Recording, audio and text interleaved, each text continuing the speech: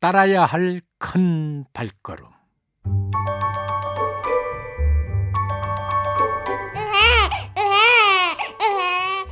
내가 태어나던 날 사람들이 내 앞으로 보낸 메시지들을 그때 내가 이해할 수 있었더라면 나는 어머니 뱃속으로 다시 기어들어가 태어나는 걸 미뤘을 것이다. 물론 농담이다. 하지만 여러분이라면 이런 분위기 속에서 이 행성에 발을 들여놓을 마음이 생길지 모르겠다. 죄에 물든 이 세상에 온 걸 환영하고 네 아버지의 발걸음을 따라 걸어야 하는 고단한 인생을 환영한다. 내가 태어난 날 우리 집에 온 웨스턴 유니온 전보의 하나다. 이런 카드도 있었다. 훌륭한 아버지의 망토를 아기가 입게 되기를 바래요. 사랑스러운 빌리 프랭크 주니어, 네 아빠가 하나님의 진리를 전하는데 새로운 도우미를 얻으셨다는 소식을 들었다. 주님을 찬양하라. 빨리 자라렴. 이런 편지도 도착했다. 새로 태어난 설교자에게 행운이 있기를. 이렇게 적은 편지도 있었다. 너의 출생에 기뻐하고 하나님께 감사드리는 사람들이 수도 없이 많단다. 한 여자분이 이렇게 썼다. 어느 독실한 가톨릭 신자는 내 인생의 시나리오를 아주 상세하게 그렸다. 장담하건대 당신의 아들은 언젠가 가톨릭 신자가 될 것이고 아마도 신부나 주교, 추기경이 될 것입니다. 교황이 될 수도 있겠군요. 그러니 이 아이는 신앙적으로나 도덕적으로나 절대 잘못하는 일이 없을 것입니다.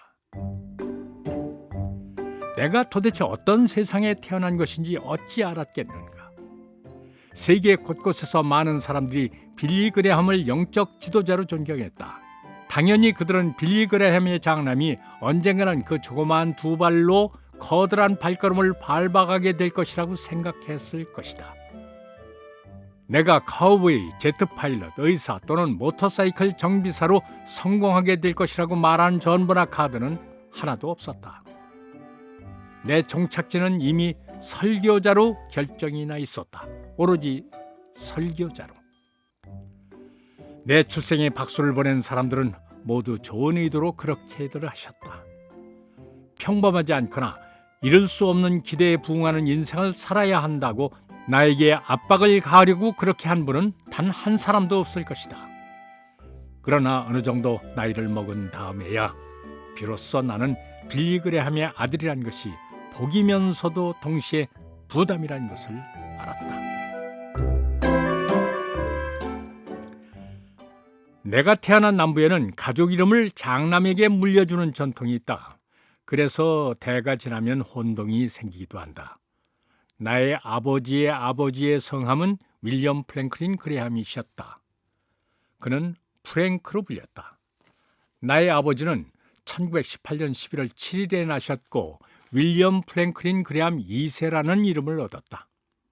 아버지의 고향인 샬럿의 가족과 친구들은 아버지를 빌리 프랭크로 불렀다. 1952년 7월 14일 내가 태어났을 때 부모님은 나에게 윌리엄 프랭클린 그레함 3세라는 이름을 지어주셨다. 더 이상의 혼란을 피하기 위해서 어머니와 아버지는 나를 프랭클린으로 부르기도 하셨다. 부모님은 몬트리트에서 사셨다. 애슈빌에서 동쪽으로 15마일쯤 떨어진 작은 동네였다. 사견이지만은 블루리지 산맥 한가운데 있는 몬트리트는 지구상에서 가장 아름다운 곳 중에 하나다. 내가 기억할 수 있는 한 이 산맥과 크롤라이나 서부의 숲이 우거진 언덕들은 내가 고향이라고 부르고 싶었던 유일한 곳이다. 어릴 때 나는 아버지가 유명한 사람이라는 것을 몰랐다. 여느 아이들처럼 그는 나에게는 그저 아빠였다. 그 시절 몬트리트에 우리 집으로 여행객들이 불쑥불쑥 들어오기 시작했다고 한다. 우리 집이 중심 도로변에 있었던 것이다. 자동차 행렬이 시도 때도 없이 우리 집 앞에 멈춰섰다. 사람들이 차에서 내려선 우리 집을 쳐다보고 사진을 찍어댔다. 현관까지 들어와서는 창문 너머로 실내를 기웃거리는 용감한 사람들도 있었다. 확실히 사업가 기질이 있던 누나들은 이걸 기회로 삼았다. 누나들은 가판대를 세우고서는 여행객들에게 한 잔에 5센트를 받고 빌리 그레함이 가장 좋아하는 레모네이드를 팔았다.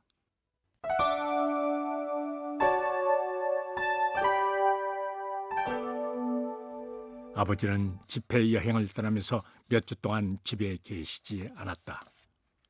어머니는 혼자서 우리를 돌보셨고 우리의 사생활이 이렇게 불쑥불쑥 침해당하는 것을 홀로 겪어내셔야 했다. 어머니는 점점 지쳐갔고 마치 암탉과 같이 당신의 자녀들을 보호하고 싶어 하셨다. 이걸로 충분해. 항상 그랬듯이 여행객들이 방문한 어느 날 어머니가 말씀하셨다. 우리에게도 프라이버시가 필요해. 얼마 지나지 않아 우리 가족은 몬트리트 외곽 산속에 있는 150에이커의 숲을 매입했다. 그 뒤편은 노스포크란 이름으로 유명한 애슈빌 보호구역 분수계가 경계를 이루고 있었다. 우리가 사들인 그 숲은 낯선 사람들의 발길이 닿지 않았기에 가족만의 공간이 필요한 우리에게 이상적인 입지였다. 어머니는 그곳에 리틀 파이니 코브란 이름을 붙였다. 우리는 그냥 홈이라고 부른다. 우리가 이 숲을 장만했을 때 거기에는 버려진 건물만 몇 채 있을 뿐 거주할 만한 집은 없었다. 어머니는 당신이 꿈꾸시던 집을 계획하기 시작했다. 어머니는 자유롭고 독립적인 정신의 소유자이시다. 자기만의 길을 내는데 조금도 두려워하지 않았다. 또한 중국에서 선교사 가정에서 성장하신 터라 어머니는 굉장히 경험이 풍부하고 항상 주변에서 가능한 방법을 찾아내 문제를 해결해내는 분이다. 그래서 어머니는 우리 가족 모두가 거주할 수 있을 만큼 널찍하고 고풍스러운 통나무집을 짓기로 결심하셨다. 통나무집이 일부 지역에서 다시 유행하고 있지만 1950년대의 대부분의 사람들은 일부러 통나무집에서 거주하려고 하지는 않았다. 그러나 어머니는 이것을 원하셨고 그래서 블루리지 산맥에서 통나무들을 구하셨고 결국 버려진 통나무 오두막 3채를 구입하셨다. 틀림없이 썩 괜찮은 값이었다. 어머니는 그 오두막을 해체한 다음에 거기서 나온 통나무들을 리틀 파이니 콥으로 옮겨오셨다. 어머니는 직접 도면을 그리셨고 목수들을 고용하여 우리 집을 지으셨다. 어머니는 아버지가 출타 중일 때 늘 이런 프로젝트를 찾아서 일을 벌이셨다.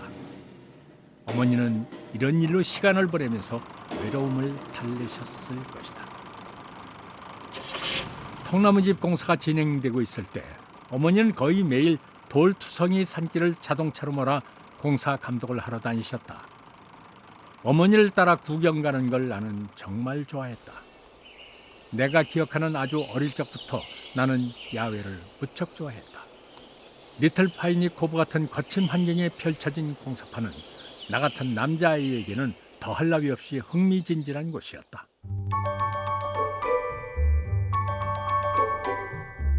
어릴 때 나는 말썽꾸러기란 소리를 듣곤 했다.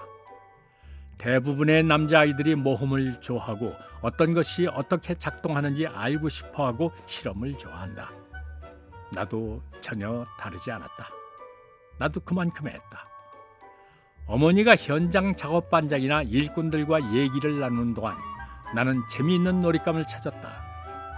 목수들 뒤를 졸졸 따라다니면서 일거수일투족을 지켜보았다.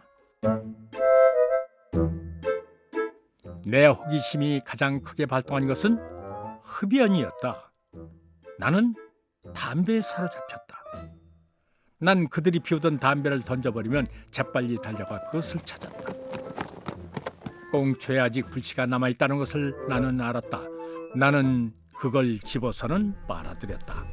아무도 보지 못할 거라고 생각했다. 물론 어디선가 어머니가 불쑥 나타나곤 했다. 어머니는 그 꽁초를 내 입에서 획 낚아채 멀리 던져버리셨다. 안 돼, 프링클린. 어머니는 흡연이 해로운 모든 이유를 들어서 훈계하셨지만 그 말이 내 귀에 들리지 않았다. 나는 들키지 않으려고 더욱 머리를 굴렸다. 이런 모습이 재미있었던 일꾼들은 일부러 절반쯤 피운 담배를 내 쪽으로 날려보내 내가 그걸 집어들 수 있도록 했다. 그러고는 내가 엄마에게 들키는지 안 들키는지 지켜보았다. 어느 날 점심 식사 후에 한 목수가 담배에 불을 붙이고는 길게 한 모금 빨아들인 다음에 후하고 연기를 내뿜었다. 나는 그 목수 맞은편에서 그 담배 연기를 죄다 들이마셨다. 바로 그때 어머니가 그 방에 들어오셨다. 무슨 일이 벌어지고 있는지 보자마자 어머니는 크게 화를 내셨다. 어머니는 그 목수의 입에서 쇠파이프를 휙 낚아챘다. 어머니가 그걸로 그 목수를 후려칠 것 같다는 생각이 들었다. 더 말할 필요도 없이 그는 다시는 그러지 않았다. 이것이 나중에 나에게 나쁜 습관으로 고착되는 시작이었다.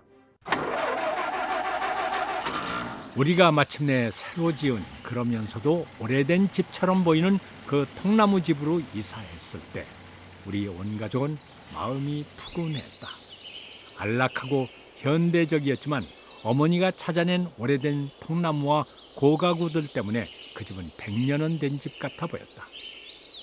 나는 리틀 파이니 코브의 사방이 확 트인 야외에서 노는 걸 특히 더 좋아했다. 거기서 나는 건스모크의 매트 딜런이나 보난자의 카트라이트 형제처럼 하고 다녔다. 나는 카우보이 복장을 완벽하게 갖춰 입었다. 장화며 청바지, 셔츠, 모자, 그리고 가장 중요한 가죽 총집에 넣은 권총까지. 나는 카우보이 옷을 차려입고서는 몇 시간씩 그 숲에서 놀았다. 나는 장난감총에 홀딱 빠져 있었다. 지금 생각해보면 그것이 4살짜리가 가질 수 있는 진짜 물건에 가장 가까운 것이었기 때문이었던 것 같다. 우리가 그 통나무 집으로 이사한 직후에 내가 엄마에게 현관 앞에서 야영을 하자고 졸랐다고 어머니는 회상하신다. 그 다음 날 아침에 어머니가 나를 보러 오셨을 때 나는 청바지와 데임 재킷과 장화 차림으로 야영장에 있었고 내 옆에는 장난감총이 세워져 있었다. 어머니가 하신 이야기다. 지난밤 어땠니? 내가 프랭클에게 물었다. 좋았어요. 프랭클린이 대답했다. 스컹크가 무섭지 않았니? 아니요, 엄마. 총을 가지고 있잖아요. 하지만 플랭클린, 그건 그냥 장난감 총이야. 플랭클린은 눈을 깜빡이면서 나를 바라보았다. 그리고 이렇게 말했다. 스컹크는 그걸 몰라요. 카우보이 놀이에 빠져있던 그 시절 아버지가 TV쇼 This is Your Life에 초대 손님으로 출연하셨다. 캘리포니아에서 내보내는 프로그램이었다. TV에서 그렇게 많은 서부 사람들을 보게 된 나는 아버지가 서부로 여행하다가 사고라도 당하실까 걱정했다. 서부로 여행하는 사람은 누구나 노상강도의 총에 맞거나 인디언의 공격을 받아 머리 껍질이 벗겨진다고 나는 생각했었다. 하나님께서 아빠를 지켜주신단다. 걱정하는 나를 달래면서 어머니가 말씀하셨다. 예? 나는 물었다. 하나님이 그렇게 하지 않으시면 어떡해요? 하나님께서 틀림없이 지켜주시오. 어머니가 다시 말씀하셨다. 잠시 생각에 잠겨 있다가 나는 말했다. 그건 잘 모르겠지만 내 생각엔 로이 로저스는 아빠를 지켜줄 수 있을 것 같아요.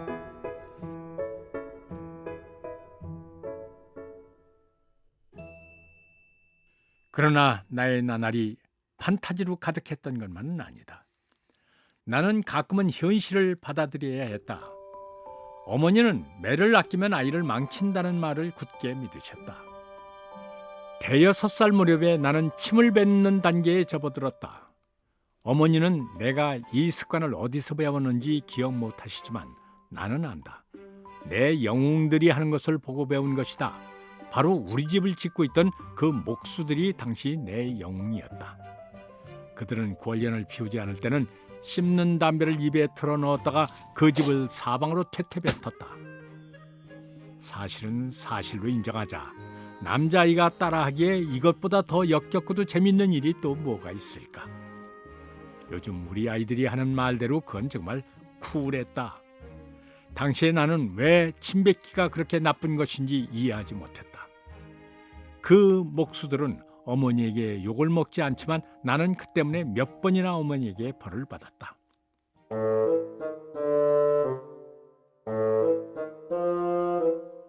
어느 날 나는 내 침뱉기 표적을 친구 조니와 토미 프리스트 형제로 정했다. 두 친구는 나보다 나이가 많았지만 그렇다고 그게 날 막지는 못했다. 나는 그 둘에게 침을 발사했다. 나는 정말 멋진 장난이라고 생각했다. 그만둬 프랭클린, 조니가 말했다. 몇 번 더 침을 뱉었다. 한 번만 더 뱉으면 가만 안 둘 거야, 조니가 말했다. 정말 재밌었다. 나는 다시 뱉었다. 조니가 내 두 다리를 낚아챈 다음에 나를 커다란 헛간으로 끌고 갔다. 돌벽으로 된 헛간이었다. 나는 버둥거리면서 버텼지만 조니는 나를 그 헛간에 가두고 밖에서 문을 걸어 잠갔다. 그렇게 하면 내가 잘못을 깨달을 거라고 생각했던 것 같다. 그러나 나는 신경 쓰지 않았다. 그 안에서도 나는 재밌었다. 마치 나만의 작은 오두막을 가진 기분이었다. 나는 가지고 놀 거미 한 쌍을 발견했고 조니와 토미가 밖에 있는데 깔깔거리면서 장난을 쳤다. 이제 얌전히 굴 거지? 둘 중 하나가 물었다. 절대. 좀 시간이 지나자 나는 지겨워졌고 조금 답답해졌다. 내보내줘.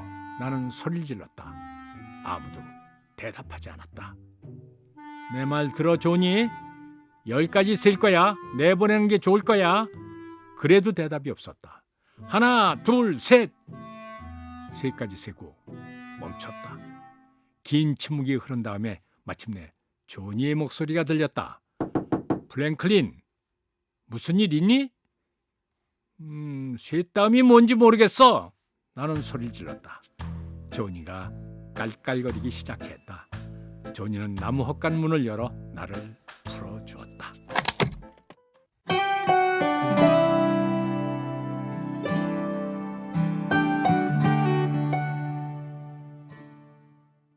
짐작들 하겠지만 나처럼 활동적이고 어디로 튈지 모르는 아이는 교회나 영적인 것엔 그렇게 관심을 갖지 않는다. 나는 리틀 파이니 코브를 둘러싸고 있는 산속을 회집고 다니면서 재밌게 놀았다. 내 마음과 시간을 온통 뺏은 것은 이런 것이었다. 물론 빌리 그레함의 가족이란 것은 곧 교회에 가야 한다는 것을 의미했다. 내가 앞으로 살아가면서 항상 그렇게 해야 한다는 것을 나는 알고 있었다. 사람들은 당연히 그럴 거라고 생각했지만 내가 기억하는 가장 어릴 적부터 부모님은 한 번도 내 목구멍에 종교를 억지로 밀어넣지 않으셨다. 부모님은 하나님과의 인격적인 관계가 얼마나 중요한지를 우리 스스로 알아가도록 애쓰셨다. 매일 저녁 잠자리에 들기 전에 우리 가족은 가정 예배를 드렸다. 어머니나 아버지가 짧은 성경 구절을 읽으신 다음에 우리는 한 사람씩 돌아가면서 한마디씩 기도를 했다. 아침에는 식사를 마친 다음에 어머니나 아버지의 인도로 기도를 했다. 그 다음에 학교에 갔다. 가사 도우미건 관리인이건 아니면 손님이건 그 시간에 우리 집에 누가 있느냐는 중요하지 않았다. 우리 집에 있으면 누구든 그 시간에 함께했다. 그 시간을 걸은 적이 내 기억에는 한 번도 없다. 부모님은 또한 우리에게 성경 구절을 암송하게 하셨다.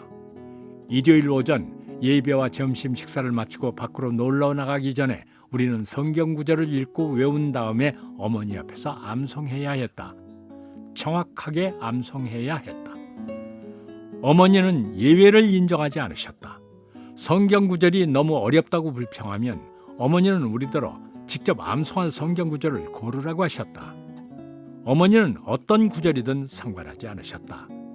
그래서 우리는 성경에서 짧은 구절을 찾아내려고 했었다. 가령 예수께서 우셨다 같은 구절인데 어머니는 우리가 이렇게 하더라도 뭐라 하지 않으셨다. 어머니와 아버지는 당신의 자녀들이 하나님의 말씀을 통해서 오는 하나님의 힘을 필요로 할 때가 올 것이라고 확신하셨다. 언젠가 우리가 각자의 길을 가게 되리라는 것을, 그렇지만 하나님이 항상 우리와 함께 하신다는 것을 두 분은 아셨다. 그리고 두 분이 옳았다. 나는 가정 예배를, 특히 밤에 드리는 가정 예배를 부담스럽게 생각하지 않았다. 어머니는 성경 이야기를 당신이 중국에서 성장하면서 경험한 이야기와 섞어 우리에게 들려주셨기 때문이다. 그렇지만 어머니가 지루한 이야기를 하시면 나는 안절부절 가만히 있지 못했다.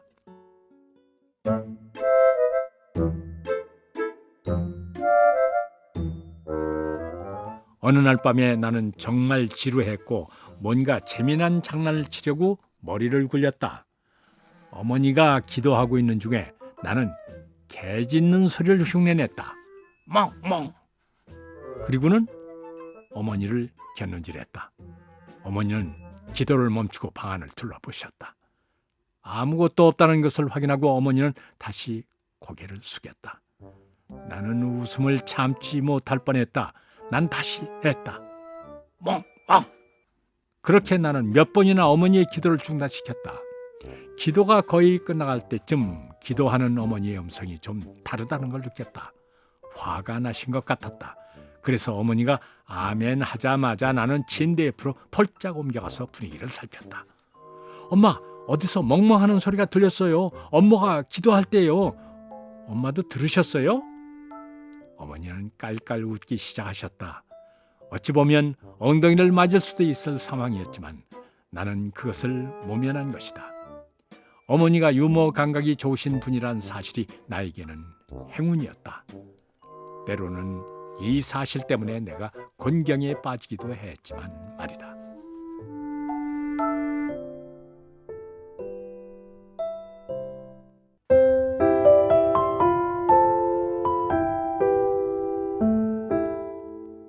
어머니는 항상 공정하셨고 때론 엄격하셨다. 하지만 그때도 유쾌함을 잃지 않으셨다. 어릴 때 내가 가장 좋아한 디저트는 수박이었다. 어머니는 여름이면은 우리에게 큼직하고 과즙이 많은 수박 한 조각을 식후에 주시곤 했다.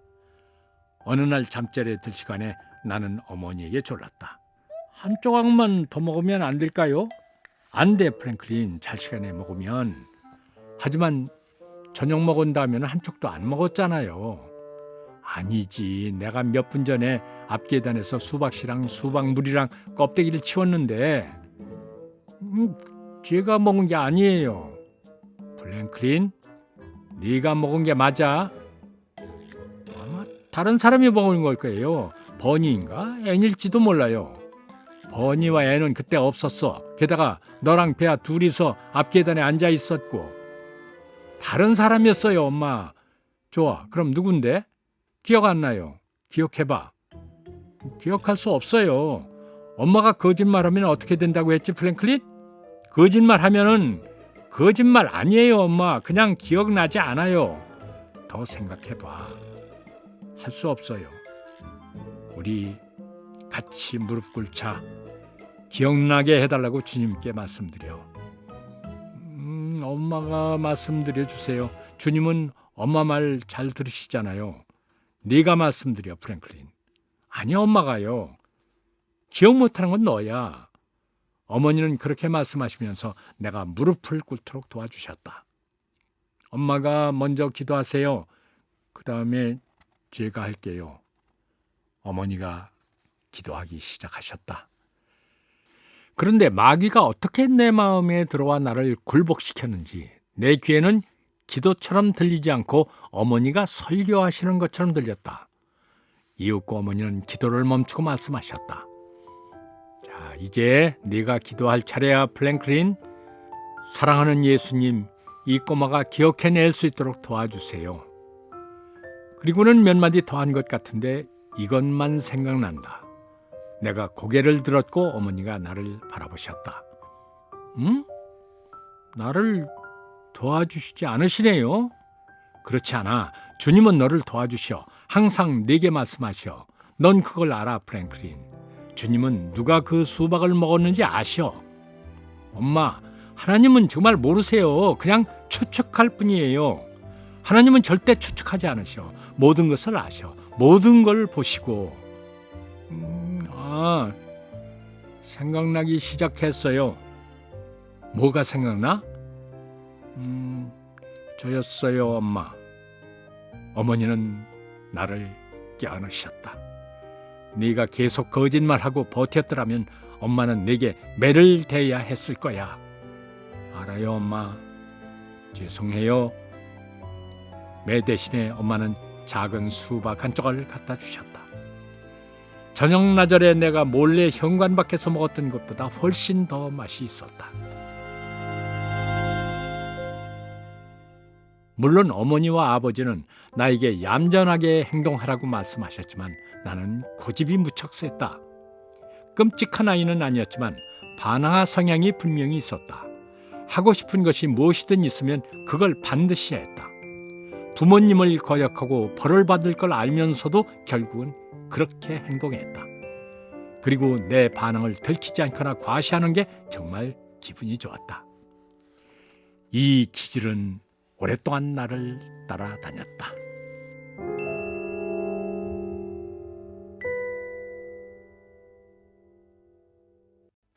담배꽁초를 찾아서 피우는 내 습관이 얼마나 심했던지 어느 날 저녁 우리 집 관리인 플로이드 로버츠가 집에 와서 이곳저곳을 둘러보고 있을 때 어머니가 그에게서 담배를 빌렸다. 블랭클린에게 가르칠 게 있어서요. 어머니가 플로이드에게 말했다. 어머니는 그 담배를 들고 부엌으로 가서 화로 앞에 앉았다. 무슨 일이신지 나는 궁금했다.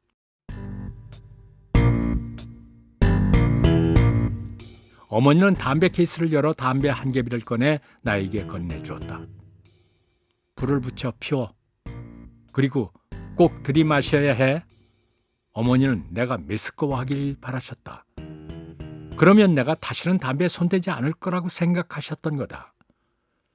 내가 담배 피우는 걸 어머니가 정말로 허락하시다니 믿을 수가 없었다. 아버지가 담배를 피우다가 할아버지한테 들켜서 다시는 담배를 입에 대지 않게 되었다는 얘기를 들었던 기억이 났다. 그래서 어머니가 나에게 직접 담배를 피우게 허락하는 그 상황에 너무 놀랐다. 정말 놀랐다. 당연하죠. 그렇게 대답하고 첫 번째 담배에 불을 붙이고 깊이 들이마셨다. 어머니는 담배를 뻐끔뻐끔 피우는 나를 무표정한 얼굴로 쳐다보셨다. 계속 피워. 나는 그렇게 했다. 두 번째 담배를 다 피웠을 때 내 얼굴이 창백해졌다. 욕실로 달려가 토했다. 나는 얼굴을 씻고 하나 더 피우려고 다시 부엌으로 왔다. 세 번째 담배를 집어들었다. 시건방진 미소를 띤 채 성냥불을 붙였다. 몇 분 안 돼서 다시 욕실로 뛰어가서 다 개웠다. 나는 쉽게 단념하지 않았다. 20갭이 모두 다 피웠을 때쯤에는 적어도 5번을 토했다. 정말 끔찍했다. 내가 구역질을 할 때마다 어머니는 당신의 방식이 효과가 있다고 생각하셨던 것 같다. 그렇지만 그것이 나에게는 항복하지 않았다는 만족감을 주었다. 그것은 어머니가 원하셨던 결과는 아니었다. 속이 울렁거리는 것이 멈추지 않을 것 같았다. 그러나 담배가 더 있었더라면 아마도 나는 그것도 다 피워버렸을 거다. 어머니는 포기하지 않고 내가 담배를 끊도록 노력하셨지만 최소한 그 방법은 다시는 쓰지 않으셨다. 당시에는 흡연이 건강에 해롭다는 사실을 다들 몰랐다. 어린 나로서는 설사 알았다 하더라도 신경 쓰지 않았을 것이다. 나는 지금도 입에 담배를 물고서 머리 위로 담배 연기를 몽실몽실 피워 올리는 그 목수들이 생생하게 기억난다. 그게 정말 멋져 보였다. 그들은 다들 2차 세계대전 참전용사들이었다. 그들은 나의 영웅들이었다. 나는 그들을 우러러보았고 존경하지 않을 수 없었다.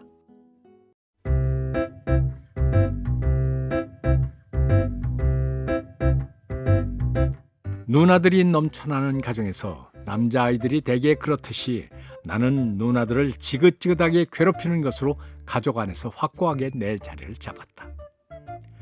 나이가 들면서 나에게 좋은 날이란 곧 누나 넷을 한꺼번에 울리거나 소리 지르게 만들고서는 깔깔 웃는 날이었다. 물론 그날은 나에게도 문제가 따랐다.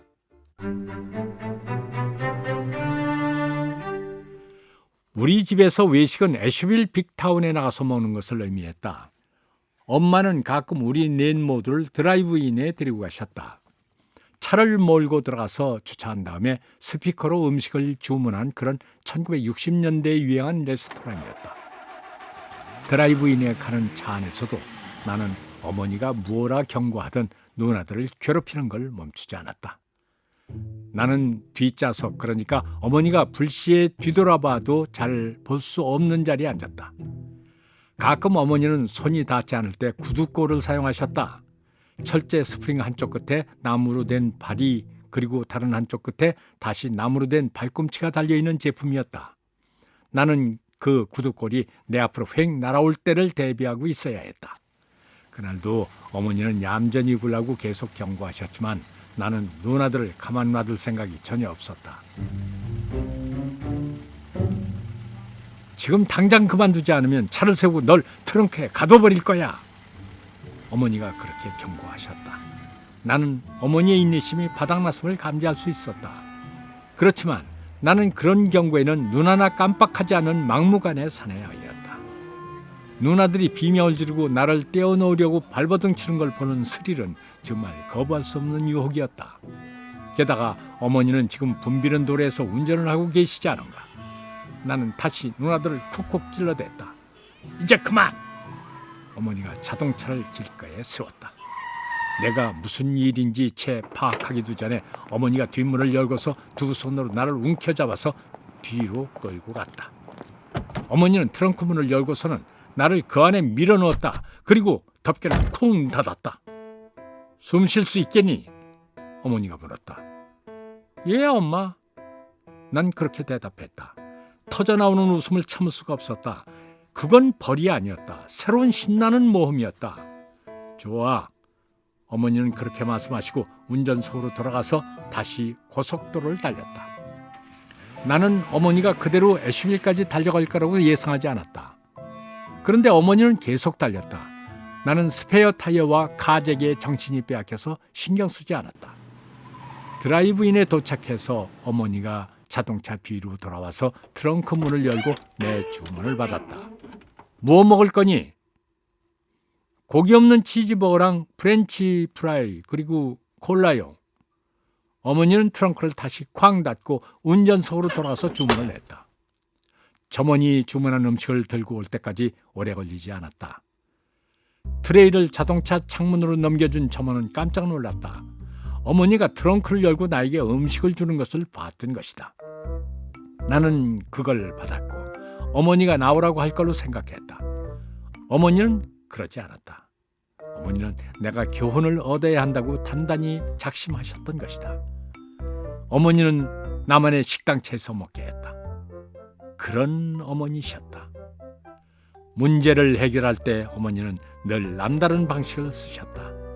그리고 나와 함께 어머니는 정말 많은 일을 겪으셨다.